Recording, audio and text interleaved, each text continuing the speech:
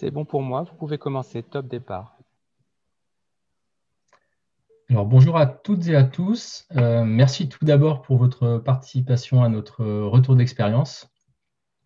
Jean-Philippe et moi allons vous présenter un sujet qui nous tient très à cœur, puisque nous y travaillons depuis plusieurs mois maintenant, à savoir la mise en place de notre data lake sur le cloud. Donc, nous vous proposons le sommaire suivant.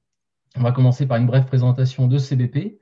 Ensuite, on vous parlera du projet Data Lake, puisque c'est pour ça que vous êtes là. L'architecte retenu, bien entendu, les cas d'usage, comme ça un Rex, les difficultés et satisfactions. Et nous terminerons par 5 minutes de questions-réponses, si vous en avez. Mais tout d'abord, nous allons commencer par nous présenter. À toi l'honneur, Jean-Philippe. Merci. Donc, bonjour à tous et bonjour à toutes. Donc, moi, c'est Jean-Philippe Farcy. Je suis architecte dans le département data de chez CBP. Je suis arrivé dans le département il y a 2 ans maintenant. Et pour mission principale, c'était construire le data lake chez CBP. Et je m'appelle donc Jérôme Berceget. Je suis responsable du département data au sein de la direction informatique de CBP, qui s'appelle la direction des technologies du digital. Le département data, en fait, il gère les activités de BI, d'échange de flux, de master data management. Et j'ai également la casquette de Chief Data Officer, puisque j'anime le comité de gouvernance des données de CBP. Alors, je vais en quelques mots vous présenter CBP. Donc, CBP appartient au groupe CEP, un groupe qui est un acteur de référence du courtage en crédit immobilier et courtage en assurance. Sur les activités de courtage crédit, soit en offline ou online, vous connaissez peut-être des marques comme Empruntis, ACE Crédit ou bien ImoPrêt. Et sur le reste des activités du groupe, on retrouve du courtage grossiste, du regroupement de crédit, des activités de service, comme par exemple de la conception de logiciels professionnels et de la formation aux courtiers. CBP, quant à lui, fait partie également des activités du groupe CEP, et CBP intervient sur les activités courtage en assurance en France et à l'international. Alors, un petit peu d'histoire sur CBP. CBP, c'est un courtier nantais, donc en ces périodes de Covid, on sait que le local, c'est important. CBP a été créé en 1991 en se développant tout d'abord sur le contrat groupe de l'assurance emprunteur. Puis, CBP a développé son modèle à l'international avec des présences en Allemagne, en Espagne, en Italie. Et plus dernièrement, s'est diversifié sur la prévoyance individuelle. Ce qui fait de CBP le numéro 1 en France, avec une assurance de prêt immobilier sur 4 traitée par CBP et plus de 15 millions de contrats gérés. Pour info, CBP intervient uniquement en B2B. Alors, si CBP est devenu leader de son marché, c'est bien entendu grâce aux 700 femmes et hommes qui travaillent chez CBP au quotidien, mais c'est également aussi grâce à son système d'information. Système d'information qui est construit et géré par plus de 210 personnes au sein de la direction informatique. La direction informatique chez CBP, elle est organisée en équipes produits. Chaque équipe produit étant responsable du build et du run de une à plusieurs applications. Ces équipes produits, elles sont pluridisciplinaires, elles travaillent en méthode agile. On y retrouve un product owner, on peut y retrouver des experts fonctionnels, des développeurs, des testeurs, architectes, enfin, toutes les personnes nécessaires pour le bon fonctionnement d'une application. Et concernant le département data, au sein de cette direction informatique, là, ce sont environ 30 personnes qui travaillent sur les sujets de BI, de DI, de Master Data Management, avec également une organisation en équipe produit, comme pour le reste de la direction informatique. Alors, qu'est-ce qui nous a amené à notre projet de Data Lake? Eh bien, en fait, tout a commencé en 2017 avec le lancement du projet Cloud by CBP sous le sponsoring de la direction de CBP. C'est un projet qui devait répondre à 3 objectifs majeurs. Tout d'abord, améliorer le time to market en développant et en déployant nos applications dans des délais très courts pour répondre aux besoins de nos clients et répondre au mieux aux besoins de nos clients. Ensuite, en améliorant la continuité de service avec des applications hautement disponibles et performantes. C'est le cas par exemple de nos sites internet à disposition des assurés qui doivent être disponibles 24 heures sur 24 et 7 jours sur 7. Et enfin, le dernier objectif, c'est, étant donné que nous travaillons dans le domaine de l'assurance, la réglementation est très présente, on a pour objectif de maîtriser dans la durée la conformité, la sécurité et la protection des données. Alors, concrètement, le projet Data Lake, le projet Cloud by CBP, c'est quoi? Donc, on a représenté assez schématiquement et de façon très, très simpliste le système d'information de CBP en 2017, donc sur la partie gauche. Donc, c'est vraiment une part du système d'information, mais très simple. Donc, avant 2017, c'était donc un système d'information hébergé dans les locaux de CBP à Saint-Herblain, avec une base de données de gestion unique sur un e-series, donc c'était une base DB2, pour ceux qui connaissent. Et cette base est utilisée par l'ensemble des applications de CBP, une partie des applications étant sur le mainframe e-series et l'autre partie étant des applications Java. Avec le projet Cloud by CBP, démarré en 2017, là, on souhaitait passer donc de ce modèle centralisé hébergé dans les locaux de CBP à un modèle distribué avec, sur la partie droite, vous pouvez voir encore une partie du mainframe e-series et une partie de la base DB2. En infogérance, et l'autre partie donc, des applications qui ont subi une transformation profonde pour les rendre éligibles au cloud. Donc ça s'est fait via des refontes d'applications ou alors des transformations des applications pour les rendre éligibles. Et là, le choix du cloud public que nous avons fait, c'est Amazon, AWS. Et là, pour ces applications-là, donc chaque application a dans la cible sa propre base de données. Alors bien entendu, ce projet de transformation du système d'information de CBP a eu des impacts forts sur le système d'information data tel qu'il existait idem avant 2017. Notre système d'information data, c'était quoi? C'était une architecture BI assez traditionnelle avec des ETL qui allaient chercher les données, une partie des données en tout cas de DB2 pour les transformer, calculer des indicateurs et les mettre à disposition des utilisateurs dans des data warehouses sur SQL Server. Et après, les données étaient utilisées au travers des data warehouses via des outils de restitution comme Business Object, ClickSense ou SAS.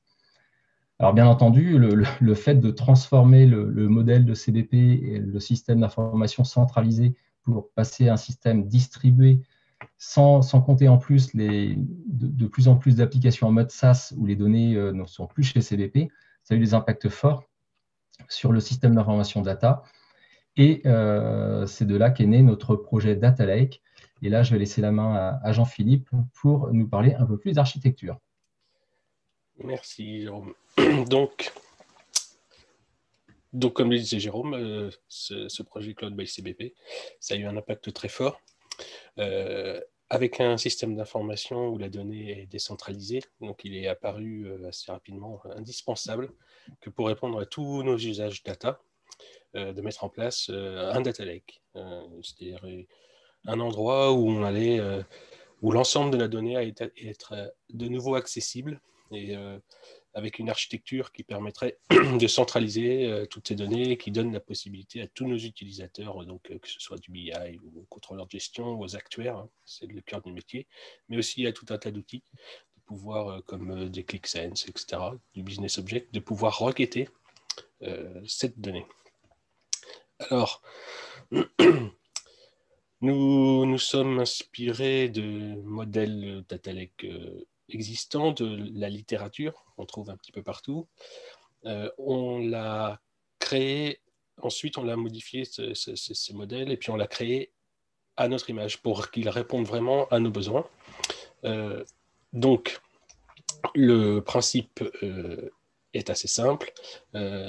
Nous partons de la donnée source. Donc, la donnée source, c'est principalement les bases de données, donc les bases de données relationnelles, donc se trouvent en général principalement sur l'e-Series, puis sur Postgres, sur AWS, toutes nos applications qui sont hébergées sur AWS, quelques fichiers structurés en provenance de nos clients ou de nos partenaires, et puis un petit peu de sources provenant d'API, peut-être un peu plus bientôt avec l'open data.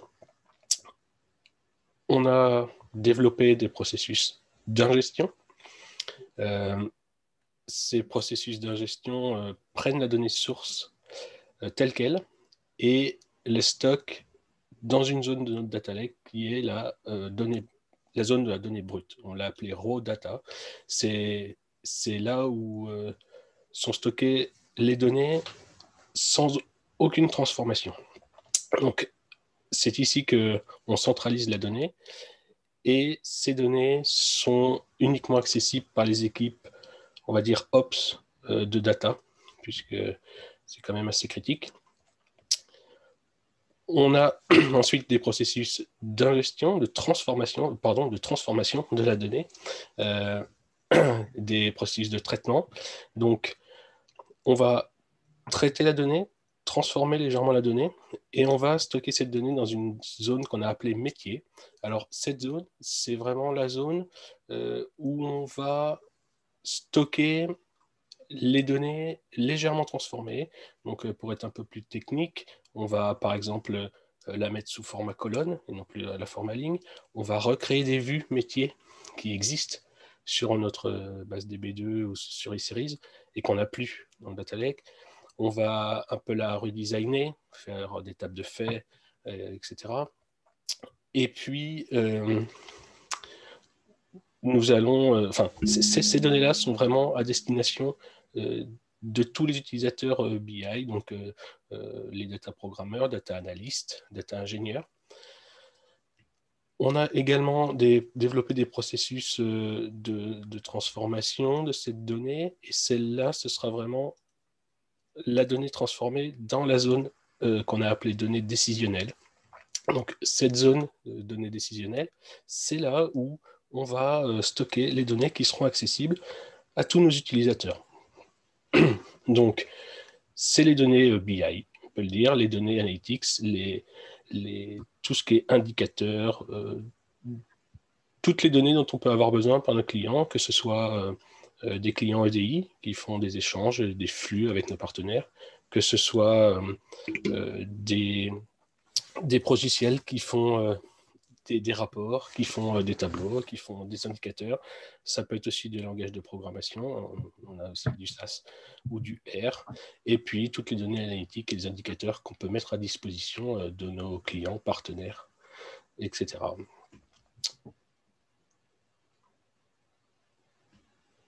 Toute cette donnée, on voit ici, est cataloguée, bien sûr, mais ça, je vais en parler juste après. Alors, nous avons pris le parti, en fait, d'utiliser que des services managés AWS.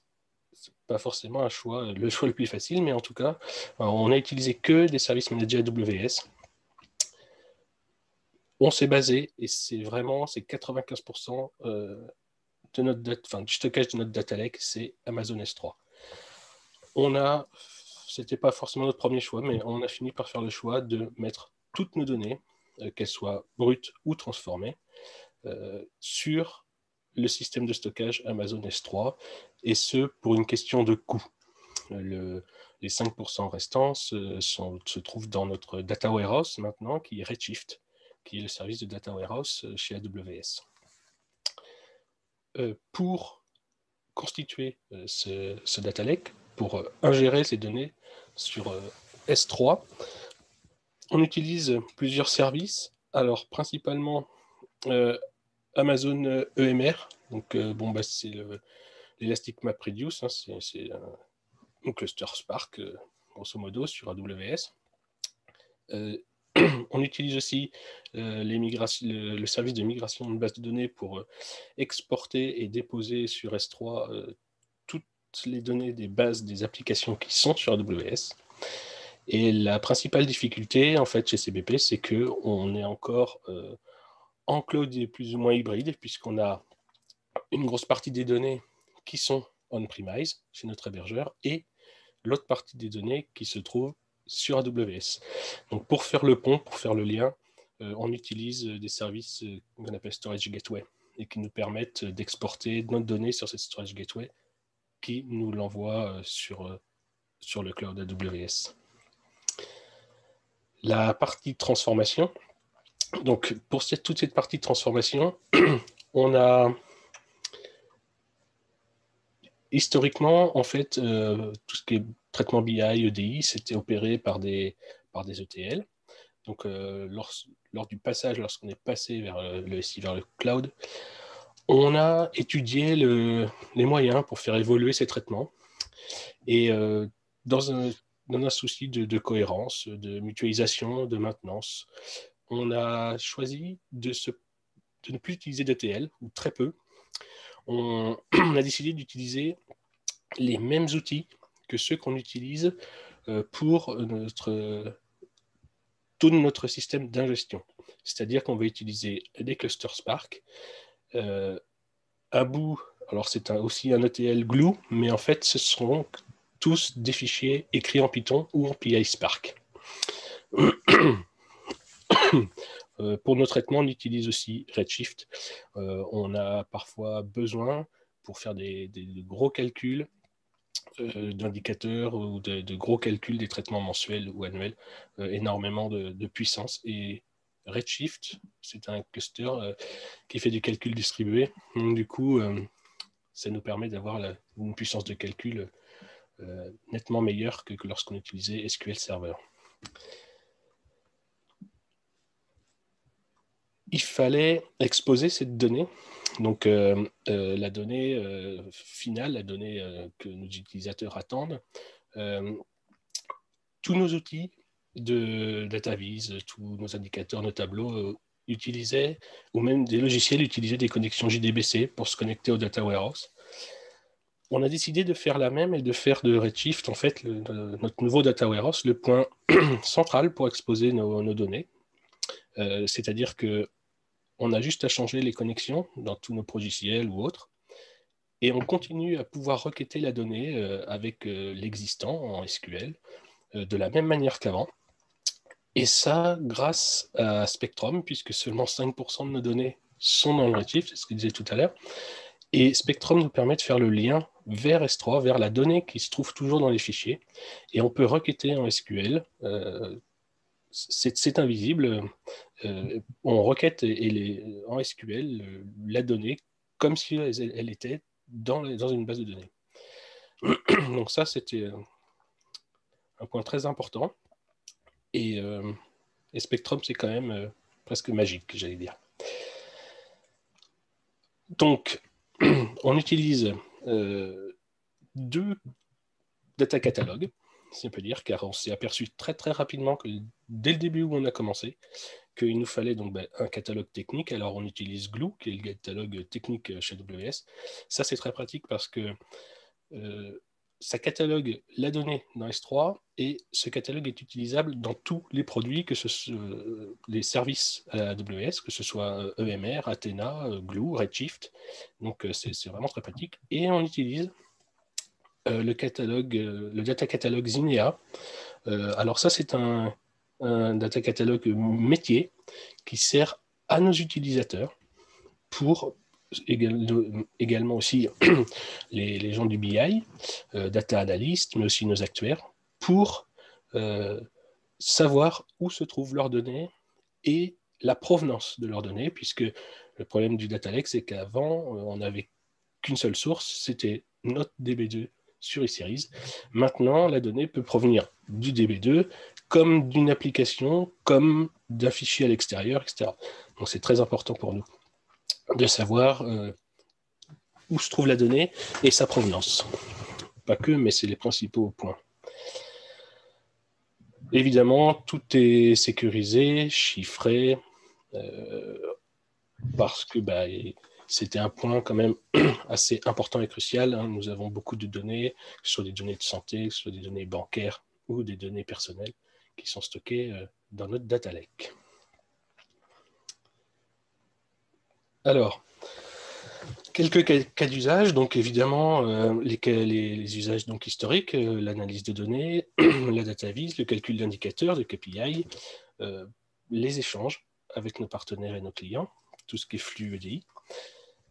Le cœur de notre métier, c'est-à-dire les études actuarielles. Donc, nos actuaires continuent à requêter de la même manière d'avant, mais sur notre data lake. L'arrivée du data lake, ça a donné de nouvelles idées. On a d'autres maintenant cas d'usage. On fait de la qualité de données, on gère notre satisfaction client, même si on le faisait quand même avant, mais c'est plus facile, etc., etc. Alors, tout n'a pas été rose, tout ne s'est pas fait tout de suite et en un jour. On a quand même eu quelques difficultés, on a rencontré quelques soucis. Au tout début, c'était surtout sur un manque de recul, si on peut dire. C'est-à-dire que un data lake, quand on tape sur Internet, il y a des milliers de références, mais au final, quand on veut le mettre en place, il est difficile de trouver des gens qui, dans le même cas que nous, ont mis en place ce genre de data lake quand on vient quand même de quelque chose de gros comme le e-Series. Passer dans le cloud, c'est assez compliqué, donc le data lake, en plus, on a les deux. On avait du mal à trouver des gens qui avaient la même problématique que nous. AWS nous a beaucoup aidé, nous a mis en relation avec beaucoup d'autres entreprises qui n'avaient pas forcément le même cœur de métier, mais en tout cas, ils rencontraient les mêmes difficultés que nous, et ça, c'était vraiment très, très bien. On a eu pas mal de difficultés à trouver des compétences sur les principaux services ou sur comment mettre en place un data lake quand on est dans notre configuration. Beaucoup d'interrogations. Par exemple, comment on fait un pont entre l'on-premise et le cloud. Enfin voilà, tout un tas d'interrogations sur l'architecture en général. On a eu après plutôt des soucis d'ordre technique. On passe quand même de bases de données dans une base ou dans des bases de données relationnelles. Quand on les pose sur un système de fichiers, c'est là où on s'aperçoit qu'on a quand même pas mal de soucis, des soucis de format de données, des soucis de type de données. Lorsqu'on met les données dans un data warehouse qui n'est pas une base de données relationnelle, mais plutôt une base de données OLAP au format colonne, c'est pareil. Les données, les types de données, les metadata, le partitioning, c'est pas traité de la même façon. Donc il a fallu s'adapter. Pas mal de soucis sur les formats de fichiers. Que faire des metadata? Du coup, là, le data catalog prend tout son sens. On a aussi eu pas des soucis vraiment, mais on ne connaissait pas du tout EMR, donc tout l'univers Spark, calcul distribué.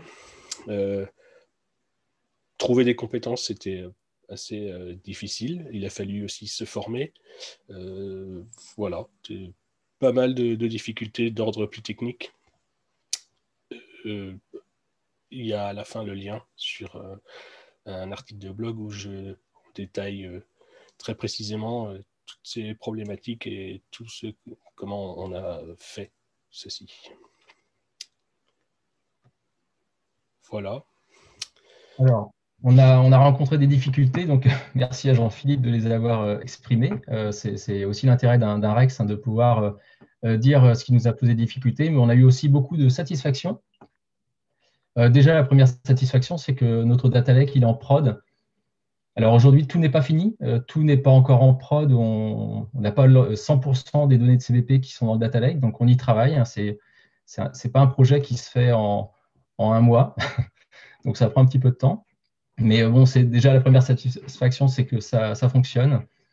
Dans les autres satisfactions qu'on peut retenir, c'est le sponsoring de la direction, puisque la direction est là pour faire confiance sur ce projet.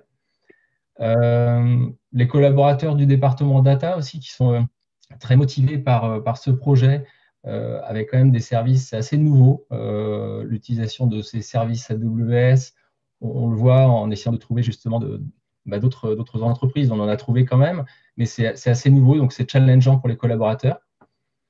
L'accompagnement AWS qui depuis un an, un peu plus d'un an maintenant, ils sont là pour nous aider dans la construction du data lake, dans l'utilisation des services. Et je les remercie par rapport à cet accompagnement. En satisfaction, c'est aussi ce projet nous a permis de rencontrer d'autres entreprises qui sont dans la même démarche sur la mise en place d'un data lake sur AWS. Donc, c'est enrichissant et ça permet de partager notamment les difficultés et les réussites. Et enfin, ce qui fait un peu plus, ce qui est sympa aussi, c'est ça permet de réduire beaucoup nos coûts de stockage, puisque le stockage S3, on peut presque dire, ça coûte presque rien. Donc voilà pour les satisfactions. On va passer aux questions-réponses, si vous en avez. J'ai cru en voir dans le fil Teams. Oui, alors, tout à fait. On a une question plutôt technique, mais je pense qu'on en a un peu parlé durant la conférence. Comment les data analystes requêtent sur le data lake, avec quels outils? Alors, ça, je peux répondre. Donc, c'est vraiment le point central, c'est à partir du Redshift. En fait, toutes les données du data lake sont accessibles par le Redshift. Donc, j'ai dit qu'il y avait 3 zones, des données brutes, des données métiers et des données, des données après avec tous nos indicateurs, les données décisionnelles. Les data analystes ont partiellement accès aussi, pas mal aux données brutes, mais via Redshift, ils peuvent accéder à toutes les zones et on fait la sécurité dans Redshift et avec les services, tout ce qui est service sécurité de AWS. Mais principalement, nous, on utilise alors encore un petit peu du Talend, du SAS, mais aussi après, il y a du ClickSense ou du Business Object, du Query aussi. Et tout ça, c'est des connexions JDBC via Redshift. Donc, on a bien compris une belle préférence pour Redshift. Sinon, il y a des questions plutôt d'ordre management. Donc, la première question, c'est quelles sont les mesures que vous avez mises en place, afin de répondre aux difficultés évoquées? Et dans un deuxième temps, y a-t-il eu un accompagnement du changement du côté des utilisateurs? Y a-t-il eu des réticences? Alors, sur les mesures mises en place pour les difficultés, alors des difficultés, il y en a eu de plusieurs ordres. Déjà, des difficultés sur l'architecture à mettre en place. Donc là, c'est ce que disait Jean-Philippe, c'est un accompagnement fort d'AWS qui nous a bien aidés et des échanges avec d'autres entreprises qui sont dans la même démarche, qui nous ont permis d'avancer. Et puis de façon, on va dire, sur un plan plus organisationnel, c'est aussi le fait de travailler en itération.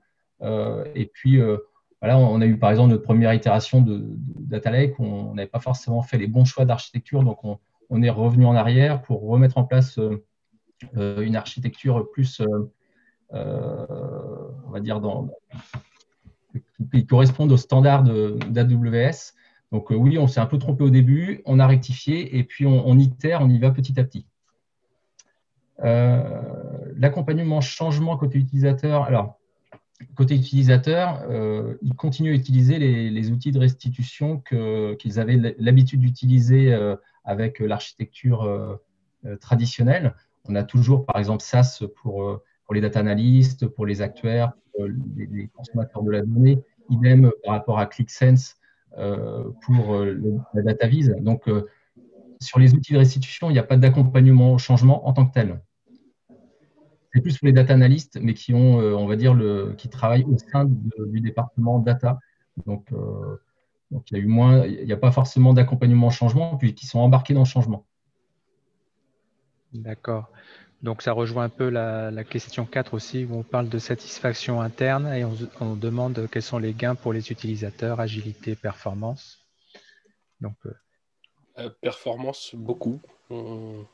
il y a quand même des calculs, des traitements qui vraiment, où on a gagné énormément en performance. Et oui, vraiment. C'est un des intérêts justement de cette architecture sur le cloud. On avait des traitements BI, par exemple, qui pouvaient durer de nombreuses heures sur l'architecture traditionnelle et pour lesquels les traitements justement de génération de calcul d'indicateurs se font en quelques minutes ou dizaines de minutes maintenant. Et puis un autre gain aussi, quand même, c'est que les traitements, ils étaient faits, c'est-à-dire directement, on attaquait les bases de production pour mettre les résultats des calculs dans notre data warehouse. Aujourd'hui, les données sont là exportées sur notre data lake une fois par jour. Et du coup, on peut lancer autant de fois les traitements, les recommencer, etc. Donc, en termes d'agilité, c'est très pratique. C'est vraiment, ça soulage tout le monde, autant les équipes BI que les équipes de prod qui parfois avaient des soucis de performance quand on relançait des traitements. Et ça c'est vraiment une belle avancée. D'accord. Et pourquoi on n'a pas utilisé d'ETL? Eh bien, on a fait une étude sur des ETL et on n'a pas vraiment trouvé quelque chose qui nous correspondait. Et du coup, on a émis l'idée de pourquoi pas utiliser les mêmes scripts en Python avec les librairies Panda, avec tout ce qui existe, tout l'univers BI. Python est très, très adapté à ça. Et d'utiliser nos clusters EMR, Spark. Et du coup, on a fait des tests, on a essayé et ça nous convient très bien. Et voilà. Et en plus, on n'est plus prisonnier comme aujourd'hui d'un ETL. D'accord. Il reste 2 questions si vous pouvez les lire, mais en 30 secondes si vous pouvez répondre concernant des chiffres concrets pour illustrer les bénéfices. Et également, oui, ça revient à ça, la dernière question également. Ouais, Le stockage baissé. À volume équivalent entre notre architecture on-premise et l'architecture sur le cloud, on est à 5 à 6 fois moins cher avec la solution AWS. Là, aujourd'hui, sur des volumes, on parlait de 2 Tera environ sur l'on-premise décisionnel et la même chose, et encore, on a même beaucoup plus côté S3. OK. Je pense qu'on peut clore la conférence si ça ne vous dérange pas, parce que nous avons des conférenciers qui arrivent derrière vous. Je vous remercie beaucoup du timing que vous avez respecté et je vous dis peut-être à 2021. Voilà. Merci à vous. Merci aux sponsors du Salon de la Data. Merci beaucoup. Merci à tous. Au revoir.